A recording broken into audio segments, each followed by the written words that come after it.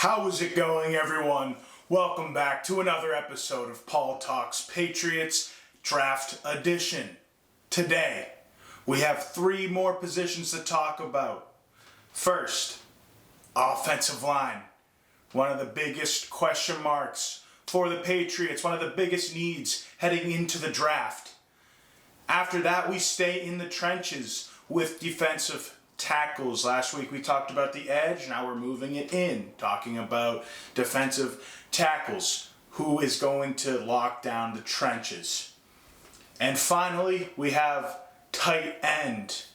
Another position that we could add to, but of course, with our current roster, not our biggest need, but still, Drake May needs weapons and some pretty good ones available in this draft class. With all that being said, let's dive in to our first position group of the offensive line. Now, some additions were made mainly in Morgan Moses, who is looking to be the anchor on the right side of the offensive line. But the key to a really successful offensive line and protecting the quarterback is having steady play across the board. And there's clearly upgrades that can be made, especially to that left tackle position. When was the last time we've had a lockdown left tackle? It definitely wasn't last year with Vidarian Lowe. Before that, it was Trent Brown that was half checked out. We failed on Isaiah Wynn. And then we first go around with Trent Brown pretty good, but before that it was 2017 with Nate Solder. That was probably the last time the left side of the offensive line had a lockdown lineman on that side of the ball. So with Drake May going into his second year, there needs to be an upgrade there. The good news is there's a lot of prospects at left tackle that I like this year. It's just a matter of getting good bang for your buck. Do you want to take a risk on someone that's, not a sure thing? I think you know who I could be alluding to there. And then you look on the interior. Right guard, you basically know Mike Onwenu is going to be that guy there. Center, you make a linear move, I would say, in going from David Andrews to Garrett Bradbury. Luckily, it's a short-term deal. He is on a 2-year contract for not a lot of money, and still, it's looking like we'll have plenty of cap space next year, so not a big deal with that. Left guard, you got all the possibilities in the world. I like Cole Strange, but then you take into account Layden Robinson, who showed some promise last year and still has some room to grow. So we could see what Doug Marrone, our new offensive line coach, would like to do with him. You also have Sidy Sow, who I'm out on. I was out on him his rookie year when he was getting playing time. He didn't see the field last year, and if that's an indication of anything, it's not something good. So I think we have plenty of options in the middle, the interior offensive lineman. I could see us adding a center, but there's one position that we definitely need, and that is left tackle. So with that, let's dive into our first prospect. You guessed it, LSU left tackle Will Campbell. Now, Campbell is a guy with a lot of experience. He was getting looked at after his junior year in 2023 as one of the best linemen. And if I have to be completely honest, there's a very good chance he goes number 4 to the Patriots. I don't like it. I really don't. I am on the Will Campbell is a guard train, and I'm pretty committed to it. After watching a lot of his film, the arm length is not a problem. The arm length is not a problem for me. I've been a big advocate for that, in regards to that, for a while. I played the position. That's probably the position I know the most, and there is stuff you can do to make up for that lack of arm length.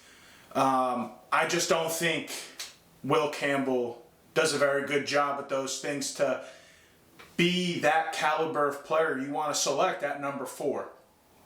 With that being said, he does bring leadership. That was a clear plus to him as a teammate. Named captain, wore a number 7 patch on his jersey. Obviously, he's not going to wear number 7 as a left tackle on the offensive line, but he was that leader for LSU. His footwork is pretty good. Sometimes he does overset, and so along with that, his athleticism on the field doesn't stand out to me. And he tested phenomenally at the NFL draft combine. I'm not like, the numbers are the numbers.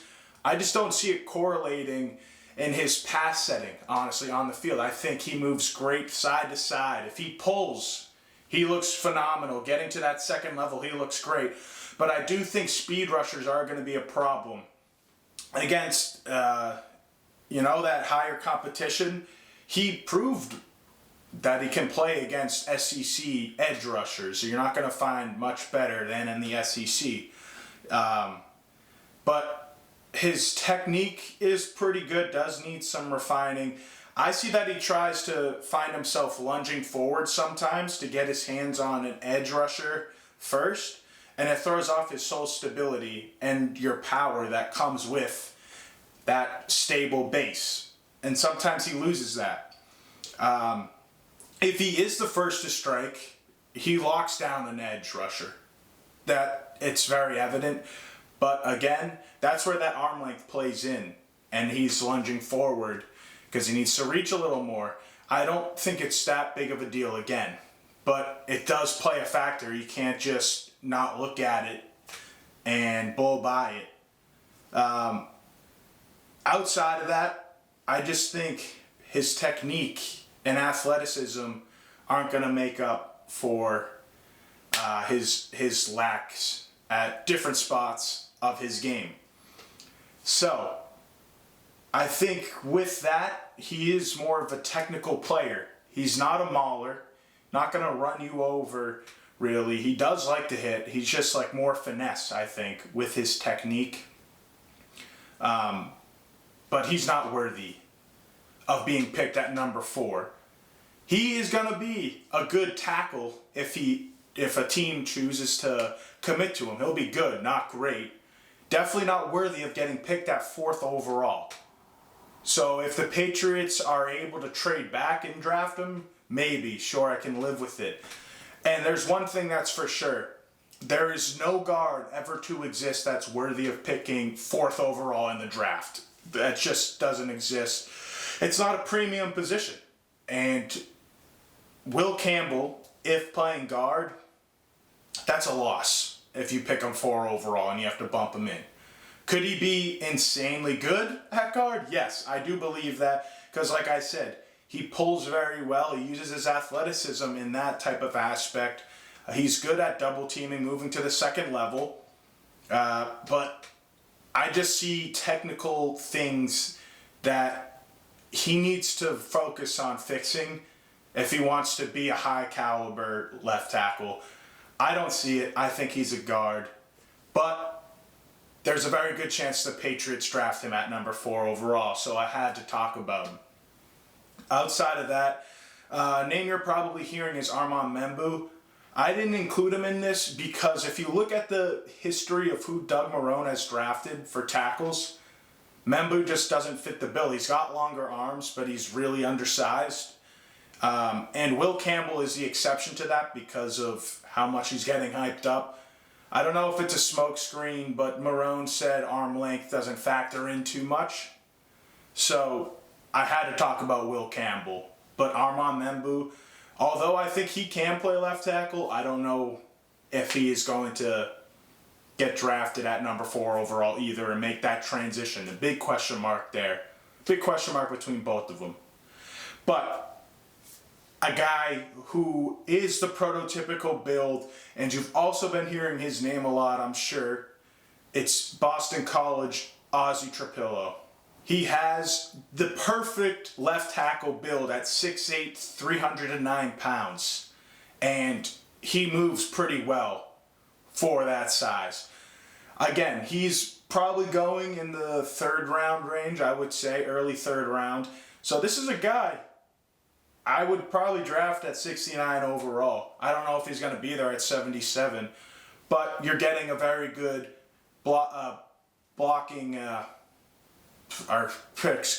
pretty good building block for your organization. He does have some room for improvement, though. That's why he's projected to go day 2.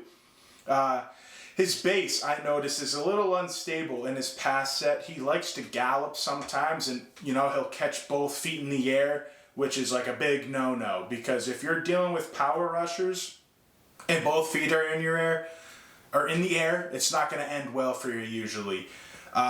The thing is with that, though, like when he is on, no power rush move really works on him, just because he's so big, he eats up the block. So in the run game, he also adds a pretty good amount. He's got a high motor. He's constantly going. You don't see him take off plays really, and he did really well on double teams from what I saw. He played in a zone scheme, and it was pretty impressive how well he was able to move. His athleticism was there. He would get across the face of defenders and block them off very well. I thought it was very impressive how he moves. And he was playing in a professional ran offense under Bill O'Brien. So he has a game that translates to the next level. There's no doubt about that. I think he can succeed in, a power scheme as well. Just helmet on helmet. Who's going to beat him? He's a big kid. But one thing that I noticed, he was at the Senior Bowl and I was watching him. He's not the quickest in his pass set, so I think that limits his abilities to play left tackle, and he profiles more as a right tackle. He did surprisingly better than I thought he would at left tackle in Mobile, but he's more of a right tackle in my opinion. So not the perfect prospect for the Patriots unless Marone, who Trapilo worked with at Boston College, unless Marone thinks he can transition into a left tackle, then maybe he's a better pick for the Patriots. But going back to how he is as a player, he's got really good hand placement that makes up for his other weaknesses, and really he just eats defenders. When they try and get into his chest, they're not going anywhere. But again, that speed rush is a concern for me, and shutting that down. But I also just need you guys to just get a feel for how Trapilo is as a person. He's a great kid. I got the chance to interview him on Media Day at Mobile, and I have it for you guys right here. You're going to have to excuse me. I was holding my camera while interviewing him, and I was like this the whole time because he's 6'8". Camera work, not that good, but take a listen.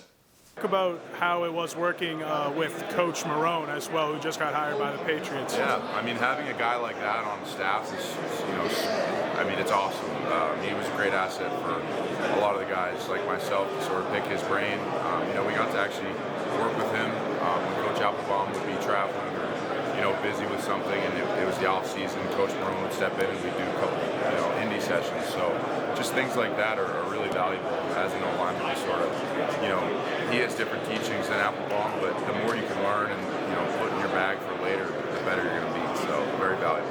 How was he, as his personality-wise? He was an awesome guy, yeah. Really funny. We all got along really well with him. It was awesome having him around. We all liked him a lot. And then what scheme do you believe best fits you? Are you more of a zone guy, power guy? Yeah, we ran a lot of zone at BC. We also did a lot of gap scheme, things of that nature. I wouldn't say one particularly is better, for me than others. I'd say I'm pretty versatile in terms of play style, which is a good thing. So yeah, to answer, I guess, no, not really. Yeah. I said that you're versatile. Do you have a specific position you like to play in the offensive line the best, or can you play Yeah, my career started actually at guard. I got a couple starts at guard, not very many. I knew I would play tackle eventually and kind of focus on that. But started at guard for a few games, both left and right. Started my first time really at tackle for the whole season in 2022. Started at left tackle, and then bumped over to right tackle for the last 2 years. So I've played a bit of everywhere, and I think that's something that's helped my game as well. Not only playbook-wise, understanding what everyone's got to do because I've done it, but also having the versatility as a player that's able to play, in any given spot. Skills on the field speak for themselves, but what do you believe you bring to a team culturally and off the field as a locker room guy? Yeah, I think last year at BC I was elected captain, which is something that meant a lot to me because I'm not a huge rah-rah guy. I kind of lead through example. I lead in one-on-one settings, I would say. And so the fact that my teammates recognized that and to the point where they elected me captain was really moving for me. I was super honored to be elected captain. Again, if you're a rah-rah guy, it's kind of easy. Everyone sees you giving a pregame speech, and they completely deserve captain, right? That's all necessary. But a leading style like the one I obtained, I think, to be elected captain is really moving. And then, if you get drafted to a team that's rebuilding, not winning right away, how are you going to approach that? Yeah, that's a good question. Take the coaching, right? The coaches are always going to have the answers. That's their job. They provide you with the answers to the tests, and then it's our job to go out there and do it. So really hone in on the coaching, and then just make sure that there's a good foundation culturally that everyone can buy into. I'm not saying I'm going to do that alone anywhere, right? The foundations are already built. A team that's rebuilding, though, it might be a little scattered. So really honing in on that culture and just building from the ground up. He seems like a great guy and a person that could be foundational to the culture Vrabel is trying to instill here. So for me, a guy that I really like as a prospect and as a person, and I would keep my eye on for the Patriots. One more tackle that I have that I fell in love with as a prospect in Mobile, Alabama at the Senior Bowl, and that is Anthony Belton out of NC State.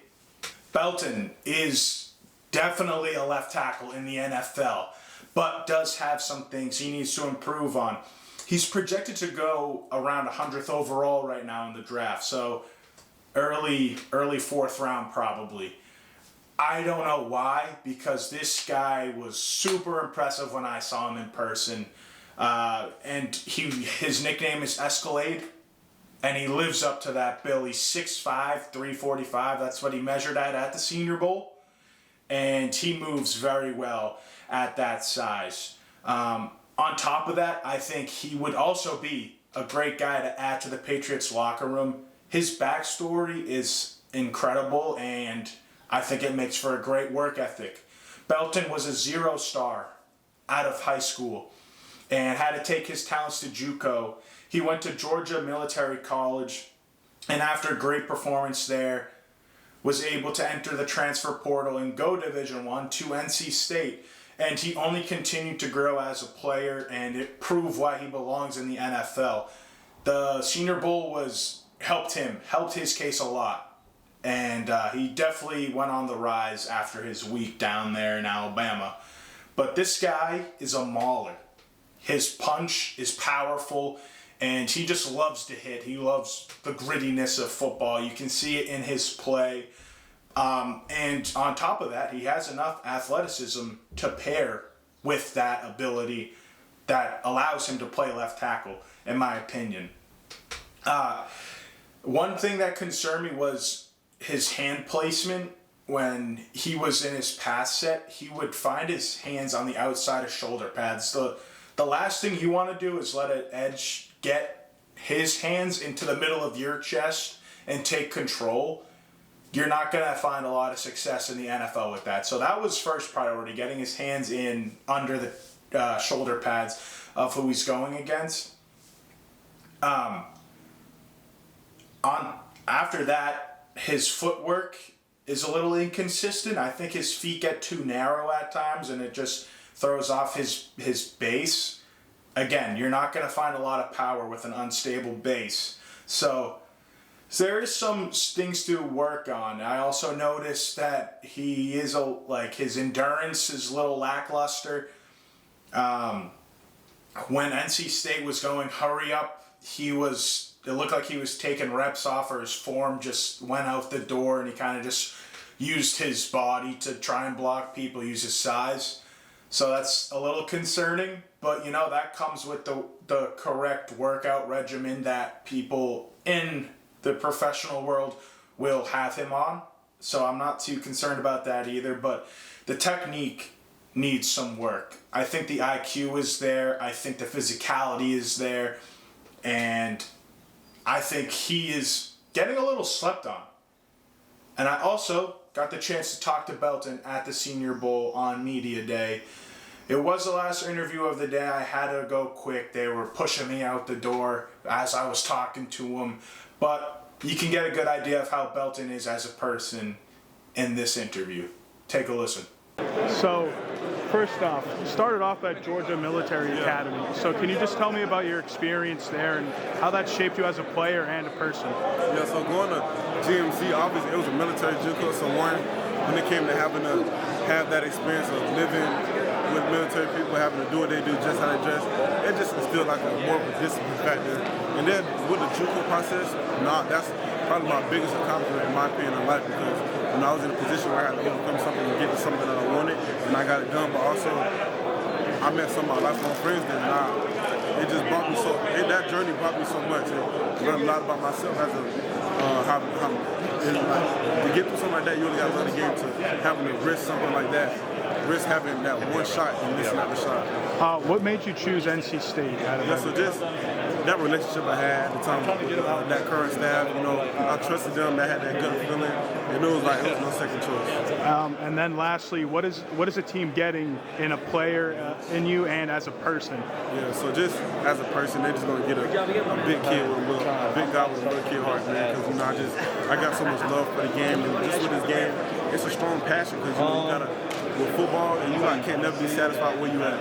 There's so much knowledge in it, you have to find ways to get better, because that's what comes with it. Because football comes with it. It's so much knowledge. There's a lot of people to connect with. And just over the years, that's what I've been realizing, because I got a chance, to do things like go to O-line masterminds, connect with other guys, learn ball, learn how to do certain stuff, certain techniques, and it's been helping me to roll.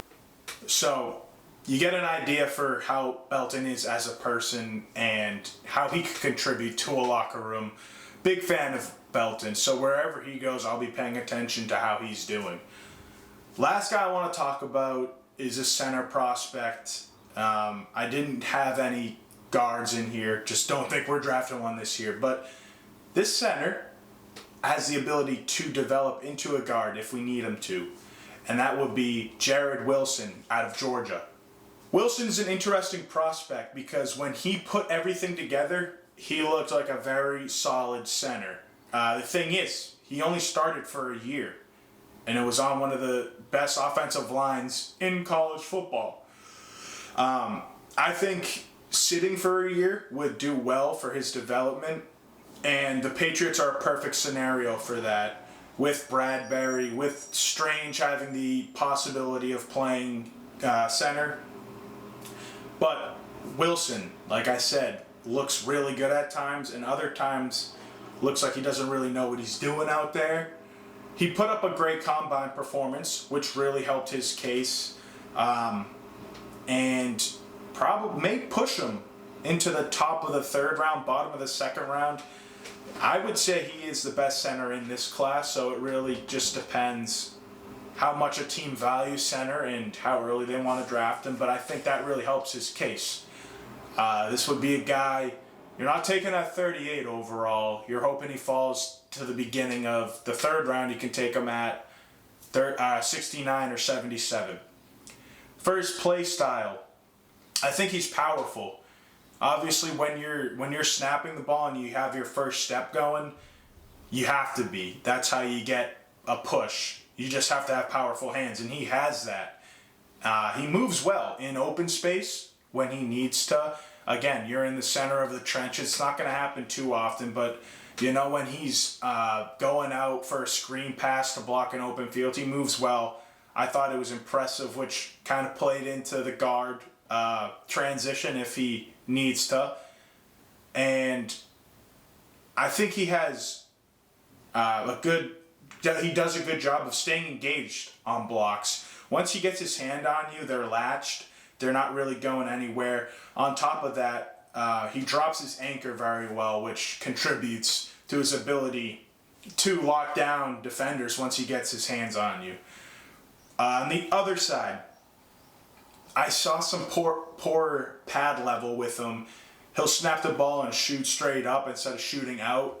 So that's something that needs to be fixed. It's a tricky thing, I think, to get someone to fire straight out. But, I mean, over time you can do that. I mean, it's just about your first footstep. Are you going forward or are you taking a short step to stand up? It can work. Sometimes it's difficult, I think, for people to learn how to fix that, but it's definitely fixable.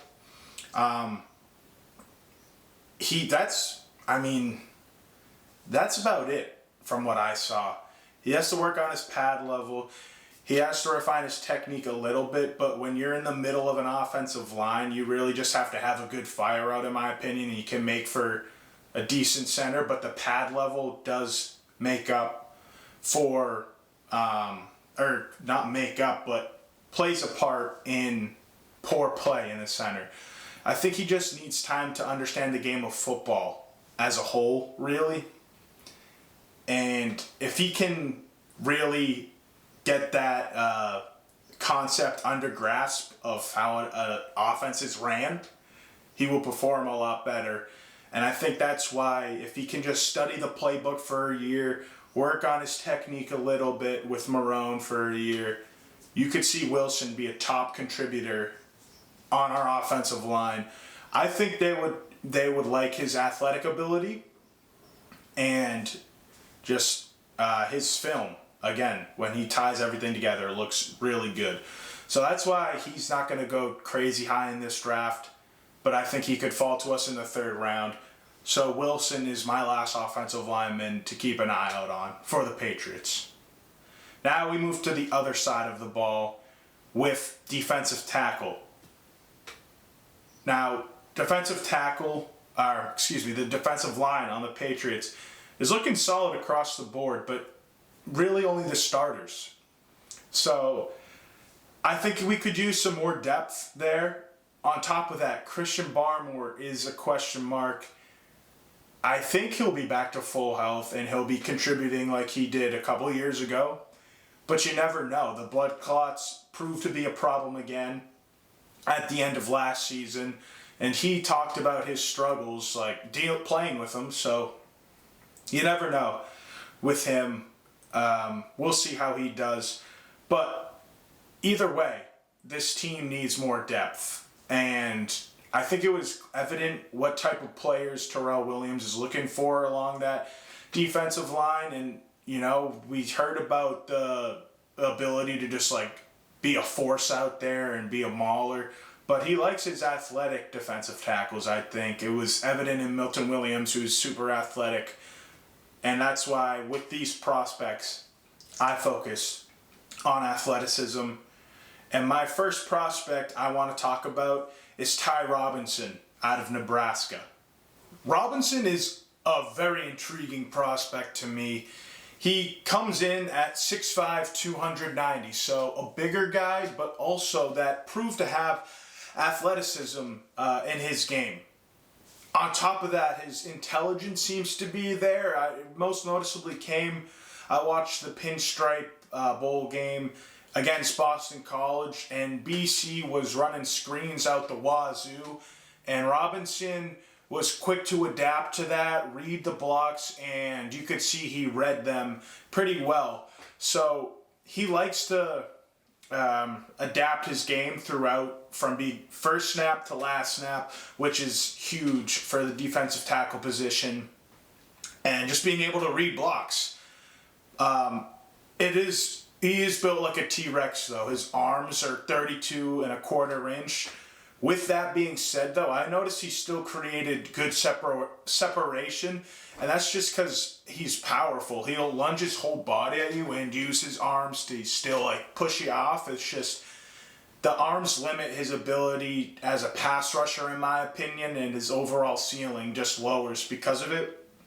On top of that, I think you'll see him inside more than the outside, which he played more in the inside, but also got reps at defensive end in a 3-4 when Nebraska went to a 3-4 formation. I don't think he'll be doing that at the NFL.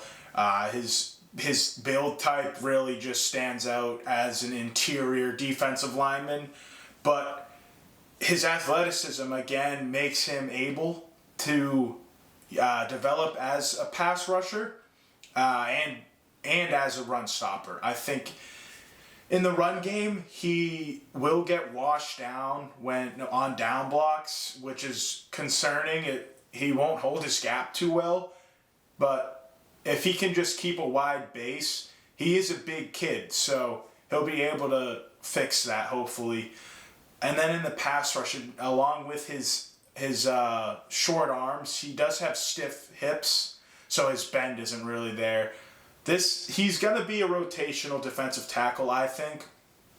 He just plays with a certain tenacity that Terrell Williams will like, but he's not much of a pass rusher, and in the run game, he will develop into a really good run stopper, I think. Another guy I looked at, and I will say, I really struggled to find prospects that we could draft. The top of the class for defensive tackles is really good and really impressive. The people that are supposed to go later in the draft, I just didn't find too many I was impressed with. But this kid went on a Patriots top 30 visit, so clearly they have an interest in him. So I did a little bit of scouting on him, and that would be Joshua Farmer. Farmer is projected to go, I believe, in the late 3rd to early 4th rounds. I think it should be in the 4th round, honestly, but there is some stuff to work on there. He's 6'3", 318 pounds, so, not the biggest guy, but is athletic. He brings a good energy when he plays, again, alluding to that Terrell Williams play style that he's looking to build here. I liked his fire out. I do read scouting reports along with watching film, and some people were saying it wasn't that good. I thought it was fine. I thought it was okay. My problem was after that first second following the snap, he'll give up sometimes, it seems like. I don't know if he's trying to read what's happening in the backfield and he's just not developing it fast enough during the play, or if he just was like, okay, I am on my guy, that's it, I'm done. I don't know, I can't go into his mind, but it did stick out to me that sometimes he would fire out and then just kind of give up on the play. Outside of that, I do think his athleticism and quickness were evident in play, and especially on pass rushing and on stunts. He has some moves that he uses. Specifically, what stuck out to me, though, was he used a spin move that wasn't too effective, but he has 35-inch arms. So there's a lot of room for growth there. Using those to his advantage to create separation, whether it's a swim, it's a rip move, whatever you want to use. He has some room for growth there, or a lot of room for growth, I should say. But he doesn't do too well in the run game. He struggles to shed blocks. It's kind of once someone latches on to him, he's there, he's stuck. And I don't know, again, like I was saying with after the initial fire out is good and then he kind of gives up. I don't know if it's an effort thing, if he's just can't understand his assignment, whatever it is. But for me, Farmer is an intriguing prospect out of the other ones I watched, and he's a risk. That's why I think he's going lower. His run game is just not capable of being played against right now. But I think you could find him in a rotation on certain pass rush situations because of his athletic ability and his quickness on stunts, and he could contribute in that sense. But the run game defense, that needs a lot of work to be done. So he's got a low floor, mid-level ceiling, I'd say. If he reaches full potential, then he's a guy you could have out there for all 3 downs. He's just definitely not that guy right now. So if we could snag him in the 4th round, I would be happy with it and see how he can develop. But not a guy you want to draft early. I don't know if we're going to be drafting a defensive tackle. It seems like we could. And again, like I said, a guy that I also really like, I'm not going to talk about him, but I need to mention him, is Shamar Turner. I watched him before the Senior Bowl, and this guy wasn't getting talked about at all, and I thought he was going to be a steal in the 4th or maybe even the 3rd round. The guy's hands are phenomenal, and he plays across the board. Unfortunately, he's gotten a lot of hype recently, so he's looking to go in the 2nd round now. PFF has him going, I think, in the top 50, so a guy I like, but probably not going to the Patriots. And then another guy I watched was J.J. Pegues out of Ole Miss. You might have heard about him just because he was a tight end at Auburn, transferred to Ole Miss, started playing D tackle, and also took some reps at fullback on his pro day. I'm just not a fan of that guy. I almost included him in the list, but I just don't want the Patriots to go anywhere near him. He's got a lot of room for growth, but he doesn't seem like he wants to play defensive tackle, and you're definitely not drafting him so he can play fullback. So he's kind of a red flag candidate for me. One of the few that I've had, honestly. But in Robinson and Farmer, there are 2 good prospects who I would like to see on the Patriots. Robinson, again, a day 1 contributor, with a lower ceiling, and then Farmer, who definitely needs some coaching up and then could be a solid contributor down the line. That's all I have for defensive tackles. Next up, we have tight ends. And of course, we have a group led by Hunter Henry and Austin Hooper, and we drafted Jaheim Bell last year. You didn't see him on the field really at all, but I like Jaheim Bell as a prospect, and I think McDaniels could really get creative with him on the team. So I think he will be on the roster, but he was, a 5th, 6th round pick, so no guarantee there. And also, Hooper only signed a 1-year deal. So there is a spot, I think, to be had to draft a tight end. And I like this class. I think it's pretty deep.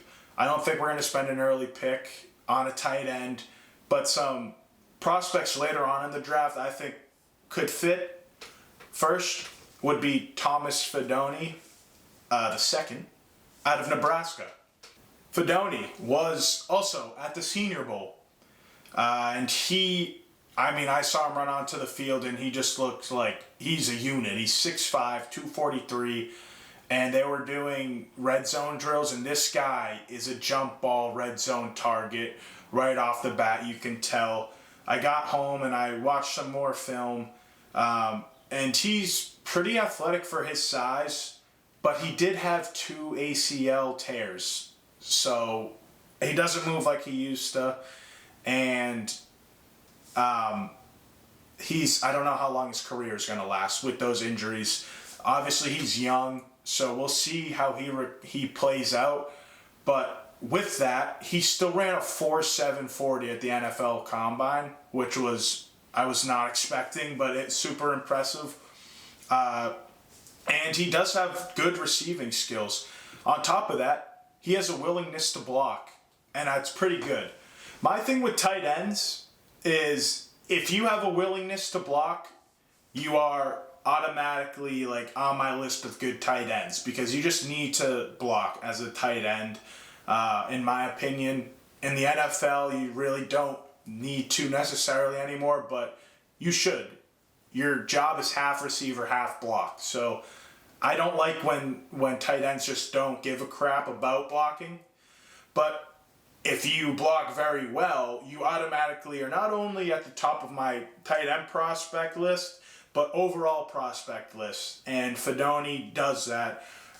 He has a really high ceiling to become a really good blocker with his frame, I believe, but he does need to improve his technique. The willingness is there, so I think he will improve at the next level and become a really good inline tight end 2 on a team. You know, he could be used as a blocker, but he could be a really good receiver. He knows how to high point the ball. He's got a decent catch radius from what I saw. I don't know how good of a catch radius, but it was pretty good. With his blocking abilities, he has the inline and slot versatility. And something that also stood out to me was his intermediate route running was very impressive. His short route running, not that good. Could use improvement. But in the middle of the field, you know, that like 6 to 12 yard range, 6 to 10, he does very well. So I think he could be a good receiver also. On top of that, he knows how to find space against zone defense.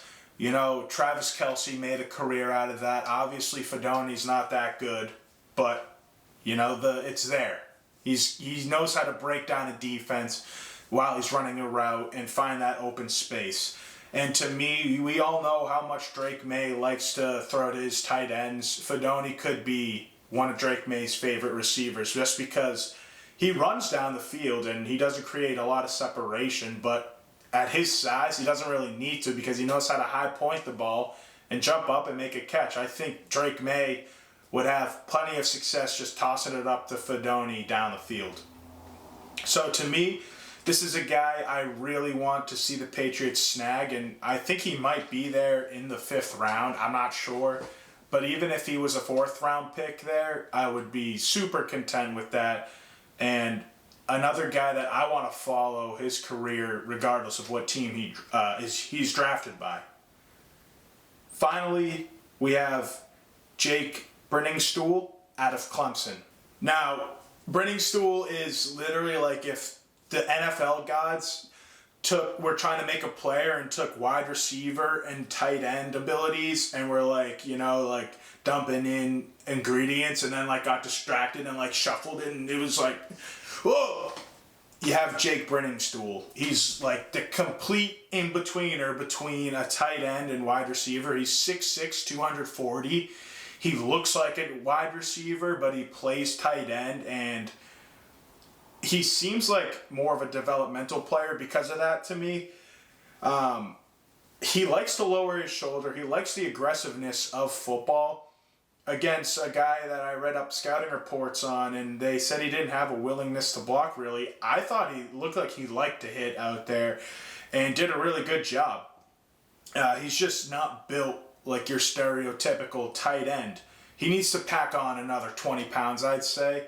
But he is shifty. He is agile, which makes him look like a wide receiver. It's weird. It's so weird. On top of that, I thought he was going to run a faster 40 than he did, and he certainly plays faster than his 4.75 40 time at the NFL Combine. But he's a scrappy player. He does the hard-nosed, you know, small things that I think New England fans would enjoy a lot. His routes, the first time I watched him run a route, my initial reaction was yeesh, really bad. Sometimes he just rounds out his routes a lot. So, again, a developmental player, but those lack of route running abilities make me seem like it's easier for him to pack on weight and run routes against a linebacker usually or a small slot receiver than it is for him to really refine those route running abilities and play as a wide receiver. So I like Brenningstool. I think he's like a raw prospect that any wide receiver / tight end coach would have a lot of fun developing. And I think McDaniels would like him as a prospect as well. Just the possibilities there are are endless. So Brenning Stool out of Clemson is a guy I really like and I would keep my eye on. He's going to go on day 3, definitely. So keep your eye out on that name. And you got 2 good prospects there in Brennan Stool and Fedoni. 2, different play styles, but 2 guys that are going to be day 3 picks and I think could help out the Patriots in the long term. Maybe not right away, but a long-term play. So watch out for those 2 names. That's all I've got today for prospects, but keep your eye out. I will have another episode next week as I round out the prospects, and I'll also be writing up a mock draft before the draft to give my final ideas on who I think the Patriots will be selecting at every pick they have. You can find that on my Substack or Medium. So make sure you check that out through my Twitter account. And please, guys, like, comment, subscribe. It means a lot. It helps me out. And I hope to see you next time. Peace, y'all.